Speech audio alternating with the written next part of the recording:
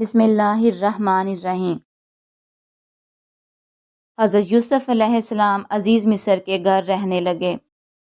زلیخا فریفتہ ہو گئی، گناہ کی دعوت دینے لگی تو حضرت یوسف نے کہا میں اللہ کی پناہ چاہتا ہوں۔ سارے دروازے بند کر کے جب وہ پیچھے بھاگی تو اس نے پیچھے سے پکڑ کے کرتا کھینچا، کرتا پھٹ گیا۔ ابھی آپ دروازے تک پہنچے تھے، عزیز مصر خود آ گیا۔ اس نے آ کے کہا یہ کیا ہو رہا ہے؟ زلیخا کہنے لگی کہ ہونا کیا ہے، اس کو گھر میں رہ کے پالا ہے، اب جوان ہوا ہے تو اس نے میری طرف دست درازی کرنے کی کوشش کی ہے۔ حضرت یوسف پھر خاموش ہو گئے۔ پھر جب زلیخا نے بہت باتیں کیں، قرآن کہتا ہے کہ ایک عقل مند بولا دیکھو نہ زلیخا کی سنو نہ یوسف کی سنو۔ اگر تو کرتا آگے سے پھٹا ہوا ہے تو پھر غلطی ہے جناب یوسف کی، اور اگر پیچھے سے پھٹا ہے تو پھر زلیخا کی۔ تو عزیز مصر نے کرتا دیکھا تو پیچھے سے پھٹا ہوا تھا، لیکن امام قرطبی کہتے ہیں کہ وہ کوئی عقل مند آدمی نہیں، وہ تو 4 مہینے کا بچہ تھا۔ حضرت یوسف علیہ السلام کی گواہی دینے کے لیے اللہ نے اسے زبان دی تھی۔ زلیخا کے ماموں کا بیٹا تھا، 4 مہینے کا گہوارے میں لیٹا ہوا۔ جب بادشاہ سے فیصلہ نہیں ہو رہا تھا اور بادشاہ پریشان تھا کہ کس کو جا کے بتاؤں گا تو کوئی کیا سوچے گا، اس کے گھر میں کیا کچھ ہوتا ہے، بچہ پنگوڑے سے بول پڑا۔ حضرت یوسف کے حق میں گواہی مکمل ہو گئی۔ اب آہستہ آہستہ دربار میں بات پھیلنے لگی تو بیبیاں کہنے لگیں زلیخا تو ایک غلام پہ عاشق ہو گئی ہے۔ تو زلیخا کہنے لگی تو نے ابھی میرا محبوب نہیں دیکھا، تمہیں کیا پتا ہو کہ ماجرا کیا ہے؟ تو کہنے لگی کہ غلام پہ؟ تو اس نے کہا چلو تجربہ کراتی ہوں۔ ساری عورتوں کو بٹھایا، ہاتھ میں ایک ایک سیب دیا، ایک ایک چھری دی، اور جب پوری تیاری ہو گئی پھل کاٹنے کی عورتوں کی تو جناب یوسف سے کہا ذرا جھلک تو دکھاؤ۔ تو حضرت یوسف نے جب جھلک دکھائی تو قرآن کہتا ہے عورتوں نے سیب کاٹنے کی بجائے ہاتھ کاٹ لیے اور کہنے لگیں یہ کوئی بشر نہیں، یہ تو کوئی فرشتہ ہے، یہ تو کوئی اللہ تبارک و تعالیٰ کی طرف سے آنے والا کوئی کرامت والا، عزت والا، شان والا فرشتہ ہے۔ تو حضرت زلیخا کہنے لگیں سمجھ آئی ہے، تو مجھ پہ شکوہ کرتی تھی۔ تو اب وہ بات بھی آہستہ آہستہ پھیلنے لگی کہ حضرت یوسف علیہ السلام کی غلطی نہیں، غلطی زلیخا کی۔ اب بادشاہ نے زلیخا سے کہا کہ اگر تو میں تیری بات کروں تو تیرے ساتھ میری بدنامی کا بھی ڈر ہے، کیا کریں؟ طے یہ پایا کہ حضرت یوسف کو جیل میں ڈال دیا جائے۔ پہلے بھائیوں کے تھپڑ، پھر کنواں، پھر مصر کی منڈی، پھر زلیخا کا الزام، اور پھر باری آ گئی جیل جانے کی۔ حضرت یوسف علیہ السلام کو جیل میں کچھ نے لکھا ہے 12 سال جیل میں رہے۔ حضرت یوسف علیہ السلام جیل میں کیا کرتے؟ بعض فرماتے ہیں تبلیغ فرماتے، لوگوں کو اللہ کی توحید کی دعوت دیتے تھے۔ وہاں جیل میں ایک شخص نے خواب دیکھا، اس نے دیکھا کہ میرے سر پہ پرندے کھا رہے ہیں۔ حضرت یوسف کہنے لگے اس کی تعبیر یہ ہے کہ تجھے قتل کیا جائے گا، تیری لاش کچھ دیر پڑی رہے گی تو پرندے تیرے سر پہ آ کے بیٹھیں گے، یہ تعبیر ہے۔ ایسا ہی ہوا، واقعی وہ شخص قتل ہو گیا۔ ایک شخص نے دیکھا کہ وہ شراب کشید کر رہا ہے، اس نے بھی تعبیر پوچھی تو آپ نے فرمایا تو اپنے بادشاہ کو شراب پلائے گا۔ یہ محسوس ہوتا ہے کہ اتنی دیر تک شراب ناجائز نہیں تھی۔ حضرت یوسف علیہ السلام کو جب 12 سال بیت گئے تو بادشاہ نے عزیز مصر میں خواب دیکھا۔ اس نے خواب دیکھا کہ 7 موٹی تازی گائیں 7 دبلی پتلی گائیں کھا گئی، اور 7 خشک بالیاں ہیں اور 7 سرسبز و شاداب بالیاں ہیں۔ اپنے وزیر سے کہنے لگا کوئی تعبیر والا بندہ ملے۔ اس نے کہا کہ ایک بندہ ہے جس کی تعبیریں بڑی سچی ہیں۔ اب وہ کون؟ کہنے لگے جناب یوسف۔ تو قید خانے میں پیغام بھیجا حضرت یوسف کو کہ خواب کی تعبیر بتائیں۔ تو جناب یوسف نے یہ نہیں کہا پہلے مجھے باہر نکالو، یہ نہیں فرمایا، فرمایا تعبیر یہ ہے جو 7 خشک بالیاں دیکھی ہیں اس کا مطلب یہ ہے کہ 7 سال تنگ دستی رہے گی، اور 7 سبز بالیاں دیکھی ہیں تو پھر 7 سال اللہ خوشحالی دے گا۔ فرمایا اس کی تعبیر یہ ہے کہ کوشش کرنا، جو تمہارے پاس دن یہ چل رہے ہیں جن میں سر سبز و شاداب ہیں کھیتیاں، تو 7 سالوں کے لیے اناج جمع کر لینا، بالیوں کے اندر ہی رہنے دینا، باہر نہ نکالنا، اور پھر اگلے جو خشک سال ہوں گے تو وہ یہ جو جمع پونجی کی ہوگی اس کی برکت سے وہ 7 سال آسانی سے گزر جائیں گی۔ حضرت یوسف نے جب تعبیر بتائی تو بادشاہ کہنے لگا کہ انہیں باہر نکالو۔ تو حضرت یوسف علیہ السلام نے کہا میں اس وقت تک قید سے باہر نہیں آتا جب تک زلیخا سے میرے بارے میں صاف صاف معلوم نہ کیا جائے۔ یہ سن کر عزیز مصر نے ان عورتوں کو بلایا۔ وہ عورتیں ساری سامنے آئیں تو انہوں نے گواہی دی کہ یوسف تو بے گناہ ہے، پر 12 سال لگ گئے یہ ثابت کرنے میں۔ 12 سال کے بعد بادشاہ نے ان کو بلایا اور کہنے لگا کہ یہ جو خواب میں نے آپ کو سنایا اب کرنا کیا ہے؟ تو حضرت یوسف نے کہا کہ اگر کچھ کرنا ہے تو پھر یہ خزانے کی ذمہ داری میری لگاؤ۔ تو بادشاہ نے آپ کو وزیر خزانہ بنا دیا۔ پھر ایک وقت آیا کہ وہ عزیز مصر ہی بن گئے۔ قحط پڑ گیا۔ جب مصر میں قحط پڑا تو دائیں بائیں بھی قحط پڑا۔ آپ کنعان کے رہنے والے تھے، وہاں بھی قحط پڑا۔ حضرت یعقوب کی بیٹے کی یاد میں رو رو کے آنکھوں کی بینائی چلی گئی۔ حضرت یوسف کے جب قحط پڑا تو انہیں پتہ چلا کہ ایک واحد شہر مصر ہے جہاں گندم ختم تھا، کیونکہ حضرت یوسف کو پتہ تھا، خواب بادشاہ دیکھ چکا تھا، تو آپ نے مال 7 سالوں کے لیے جمع کر لیا۔ اب بائی آئے، جب دیکھا تو حضرت یوسف کی آنکھیں نم ہو گئیں اور بھر بھر کے گندم دی، دوسروں کو اشارے کرتے چل تھوڑی اور ڈال دے۔ جب بھائیوں کو دے چکے تو پھر فرمانے لگے کہ شاید اس سے گزارا نہ ہو۔ اپنے بھائیوں کو کہا ضرورت پڑی تو دوبارہ آنا، تمہارا ایک اور بھائی بھی ہے، بنیامین نام ہے، فرمایا ہو سکے تو اسے بھی لے آنا۔ بھائی پیسے لے کے آئے تھے گندم لینے کے لیے، اور جب واپس جانے لگے تو حضرت یوسف نے ان کی رقم دوبارہ رکھ دی ان کی بوریوں میں۔ گھر جا کے انہوں نے کھولی تو گندم بھی تھے اور پیسے بھی تھے۔ ان سے پیسے تو نہیں وصول کرنے، جا کے اپنے والد سے کہنے لگے ابا بادشاہ بڑے دیکھے ہیں، پر اس میں کوئی خوشبو دیکھی تو اس نے کہا ہے کہ اپنے دوسرے بھائی کو بھی لے کے آنا تو بنیامین کو لے جائیں۔ حضرت یعقوب فرمانے لگے پہلے بھی تم پہ بھروسہ کر چکا ہوں، بار بار نہیں کروں گا۔ یوسف گنوا چکا ہوں، بول پڑے۔ پوتے بولے دادا جی آپ تو ہر وقت یوسف یوسف ہی کرتے رہتے ہیں۔ انہوں نے اصرار کیا تو بنیامین کو ساتھ وعدہ لے کے عہد لے کے قسم لے کے بھیج دیا۔ بنیامین بھی پہنچے مصر میں، یہ دونوں ایک ماں سے تھے، سگے تھے۔ حضرت یوسف نے بنیامین کو دیکھا تو اپنے ساتھ بٹھا لیا اور ذرا باتیں کر کے ادھر بیٹھ جاؤ ادھر بیٹھ جاؤ، اچھا نہیں ہے جگہ، آپ ادھر آ جاؤ میرے ساتھ بیٹھ جاؤ، بھائی کو ساتھ بٹھا لیا۔ جب چیزیں دینے لگے تو وہ پریشان تھے۔ حضرت بنیامین کے یہ بندہ کیا کر رہا ہے؟ تو کان میں کہنے لگے میں بھائی ہوں تیرا، میں یوسف ہوں، تو اس طرح کر یار تھوڑے دن میرے پاس رہ جا۔ حضرت بنیامین کہنے لگے رہ جاتا ہوں، رہ گئے۔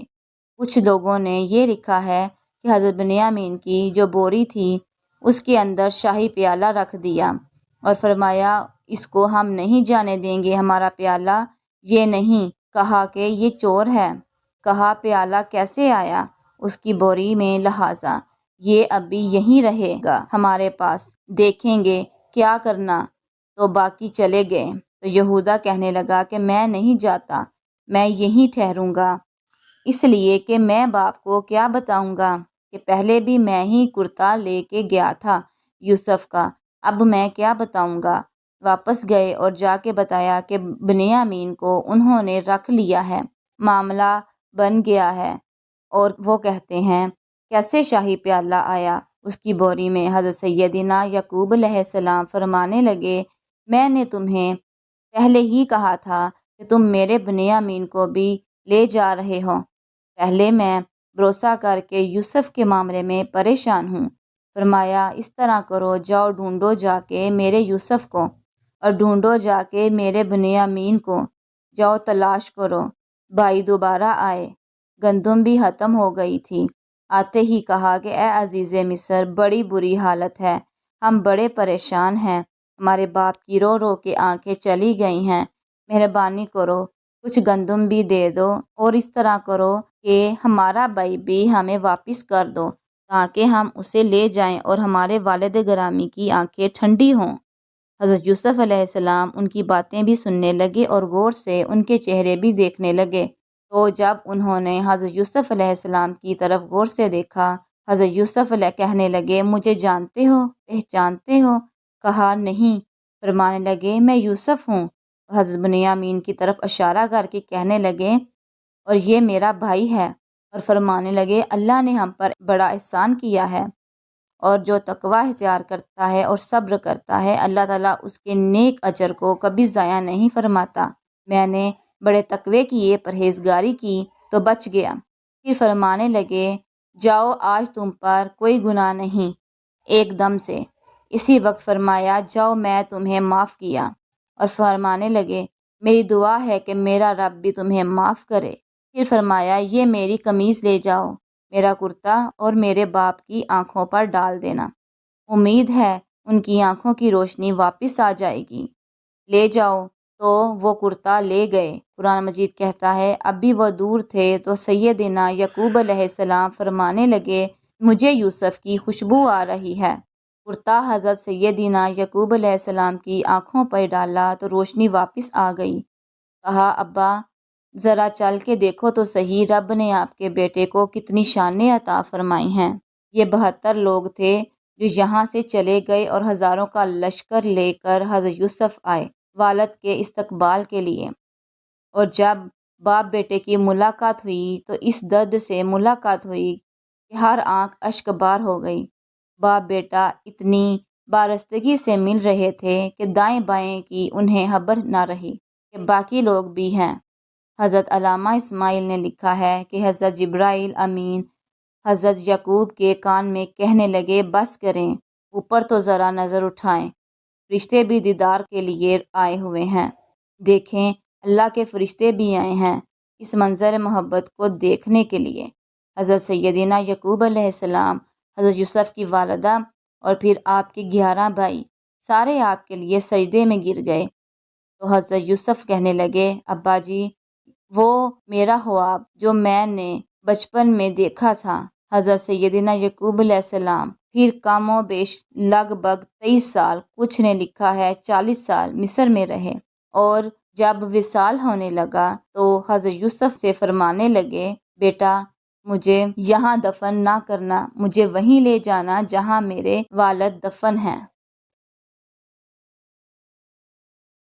حضرت علامہ اسماعیل نے لکھا ہے کہ حضرت جبرائیل امین حضرت یعقوب کے کان میں کہنے لگے بس کریں، اوپر تو ذرا نظر اٹھائیں، فرشتے بھی دیدار کے لیے آئے ہوئے ہیں۔ دیکھیں اللہ کے فرشتے بھی آئے ہیں اس منظر محبت کو دیکھنے کے لیے۔ حضرت سیدنا یعقوب علیہ السلام، حضرت یوسف کی والدہ اور پھر آپ کے 11 بھائی سارے آپ کے لیے سجدے میں گر گئے۔ تو حضرت یوسف کہنے لگے ابا جی یہ وہ میرا خواب ہے جو میں نے بچپن میں دیکھا تھا۔ حضرت سیدنا یعقوب علیہ السلام پھر کم و بیش لگ بھگ 23 سال، کچھ نے لکھا ہے 40 سال مصر میں رہے، اور جب وصال ہونے لگا تو حضرت یوسف سے فرمانے لگے بیٹا مجھے یہاں دفن نہ کرنا، مجھے وہیں لے جانا جہاں میرے والد دفن ہیں۔ وہاں جا کے وہ دفن ہوئے۔ حضرت یوسف علیہ السلام نے حکومت کی مصر پر، پھر وہیں ان کی تدفین ہوئی، اور جب تدفین ہوئی تو اختلافات ہو گیا۔ ہر قبیلہ کہتا تھا ہم نے اپنی طرف یوسف کو دفن کرنا ہے، اس لیے کہ جس طرف ان کو دفن کریں گے خوشحالیاں ہوں گی۔ پھر فیصلہ ہوا کہ سنگ مرمر کی تابوت میں رکھ کے حضرت یوسف کو دفن کیا جائے، اور دفن کرنے کے بعد ایسی جگہ پہ دفن کیا جائے جہاں سے پانی چھو کے گزرتا ہے، تو ان کو وہاں دفن کیا گیا۔ پانی چھو کے گزرتا تھا، لوگ کھیتوں کو لگاتے تھے اور مصر سر سبز و شاداب رہتا تھا۔ اور پھر حدیث پاک میں موجود ہے، مولا علی شیر خدا رضی اللہ تعالیٰ عنہ فرماتے ہیں کہ نبی کریم علیہ الصلاۃ والسلام کی بارگاہ میں ایک راہی آیا۔ حضور نے فرمایا کچھ مانگ لو، تو کہنے لگا حضور آپ مجھے سواری کے لیے اونٹ دے دیں۔ حضرت علی کہتے ہیں میں نے کہا ہائے افسوس، مانگا بھی تو کیا؟ حضور نے فرمایا چل کچھ اور مانگ لے۔ کہنے لگا چلے آنے جانے کے لیے کرایہ بھی دے دیں، زاد راہ بھی دے دیں۔ تو حضور علیہ السلام نے اسے دے دیا۔ تو محبوب فرمانے لگے تجھ سے تو موسیٰ علیہ السلام کے دور کی وہ بوڑھی اچھی تھی۔ کہا وہ بوڑھی کون سی بوڑھی تھی؟ تو حضور علیہ السلام فرمانے لگے رب کریم نے حضرت موسیٰ کو حکم دیا کہ جب آپ مصر سے نکلیں تو حضرت یوسف کی قبر کو کھود کر ان کا تابوت بھی ساتھ لے آنا۔ حضرت موسیٰ علیہ السلام نے عرض کی مالک وہ کیسے پتہ چلے گا؟ فرمایا وہ تو آپ نے خود ہی پتہ کرنا ہے کہ وہ تابوت کہاں ہے۔ وہ دریا کے اندر تھا، کیسے پتہ کرنا ہے؟ پتہ کرتے کرتے پتہ چلا کہ ایک بوڑھی ہے، اسے پتہ ہے تابوت کہاں ہے۔ حضرت موسیٰ بوڑھی کے پاس گئے، کہنے لگے اماں وہ تجھے پتہ ہے یوسف کی قبر کہاں؟ کہنے لگی پتہ ہے، تو کیا پھر بتا دوں؟ تو کہنے لگی مفت میں بتا دوں نبی کے مزار کا پتہ، اور فری میں بتا دوں؟ یہ کیسے ہو سکتا ہے؟ طبرانی کی حدیث ہے، حضور بیان فرماتے ہیں حضرت موسیٰ کہنے لگے بتا کیا لے گی؟ کہنے لگی مجھے جنت میں وہ والا مقام دلائیں جس کے پڑوسی موسیٰ علیہ السلام ہوں، میری اور آپ کی دیوار اکٹھی ہو، یہ عقیدہ ہے۔ حضرت موسیٰ کہنے لگے اماں مہربانی کر جنت مانگ لے، تو اب پڑوس ہی مانگنے لگ گئی ہے۔ حضرت موسیٰ علیہ السلام نے فرمایا دینے والا اللہ ہے، میں دعا کرتا ہوں۔ تو کہنے لگی جی ٹھیک ہے، اگر آپ نہیں دیتے تو میں پتہ نہیں بتاتی۔ تو حضور فرمانے لگے اس سے تو وہ اچھی تھی۔ حضرت موسیٰ نے عرض کی کہ یا اللہ یہ نہیں بتا رہی تو اب کیا کروں؟ فرمایا موسیٰ وعدہ تو کر لے، مکان میں دے دوں گا، وعدہ کر لے۔ تو حضرت سیدنا یوسف کا مرتبہ دیکھیے کہ ان کے مزار کا پتہ بتانے کے لیے اس خاتون نے حضرت موسیٰ سے جو قیمت لی وہ یہ تھی کہ میں جنت میں آپ کی پڑوسی بنوں گی، پھر پتہ بتاؤں گی۔ تو حضرت موسیٰ نے وعدہ کیا، پھر اس نے پتہ بتایا کہ فلاں جگہ مزار ہے۔ یہ تقریباً سینکڑوں سال بعد حضرت موسیٰ وہاں سے نکال کے تابوت تو اپنے ساتھ لے کر گئے۔ یہ وہ واقعہ ہے جسے قرآن نے احسن القصص قرار دیا ہے۔